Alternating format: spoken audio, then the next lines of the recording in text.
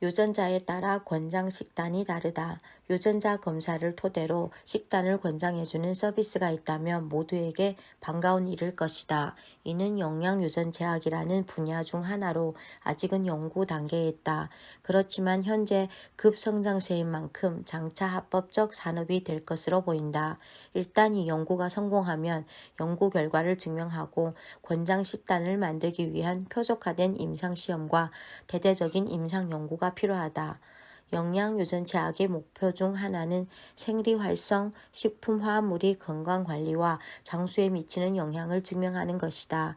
이 연구가 성공을 거두면 각자의 상황에 맞게 건강을 지켜주는 새로운 기능성 식품이 잇따라 개발될 것이다.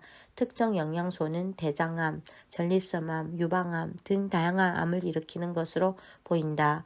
영양유전제약의 역할 중 하나는 암 민감성 유전자 같은 유전자 변이체를 알아내는 것이다.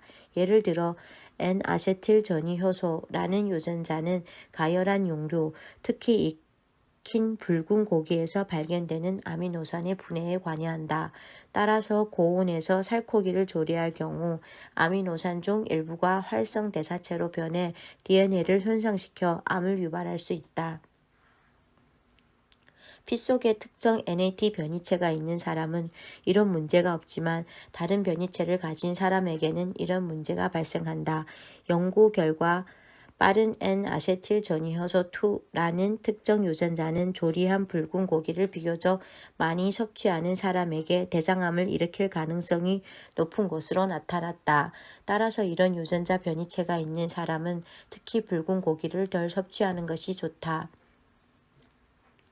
저지방 저칼로리 식단이 모두에게 좋을까?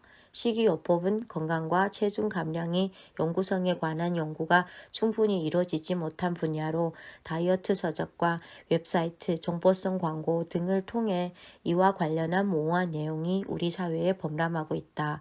이제 우리는 쥐를 비롯하여 벌레나 이스트조차 각각 칼로리 제한에 다르게 반응한다는 사실을 안다. 굶어서 유익한 경우도 있지만 아닌 경우도 있다는 사실을 확인했기 때문이다.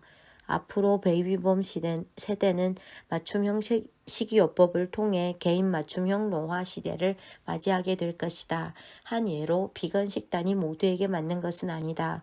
개인 맞춤형 노화라는 접근법에 따라 비건 식단이 맞지 않는 사람은 자신의 동물성 식품에 내성이 있음을 알고 치즈버거를 즐겨도 상관없다.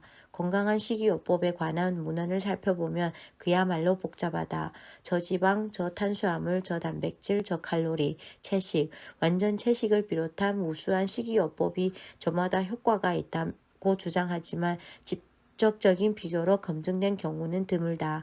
그리고 특정 식단을 선택한 사람들이 유전학, 가족용, 인종, 생활습관을 고려해 그 효과를 제대로 분석한 경우도 없다. 게다가 일반적인 통념을 더욱 복잡하게 하는 것은 역학자료에서는 초콜릿은 물론 커피와 포도주도 장수에 좋다고 하나 이런 사실이 중재 연구로 검증된 경우는 없다는 점이다. 건강식과 장수로 관한 이런 중 매우 눈길을 끄는 식단이 인종별로 다르게 진화해 왔다는 점이다. 그중 이탈리아의 지중해 식단과 일본의 오키나와 식단이 유명한데 두 가지 모두 종종 장수 식단으로 소개된다. 두 식단은 동물성 식품이 비중이 낮다는 점에서 비슷하지만 눈에 띄게 다른 점도 있다. 두 식단이 서로 다른 이유는 전혀 다른 지역민이 서로 다른 유전적 구성을 바탕으로 각 지역민의 생활 양식과 경험에 따라 식단이 발전해왔기 때문일 것이다. 이탈리아 사람들이 먹는 올리브유와 아시아 사람들이 먹는 다량의 액속 채소는 아마도 각 인종이 고유한 생활 방식과 그에 따른 필요에 의한 선택된 식품일 것이다.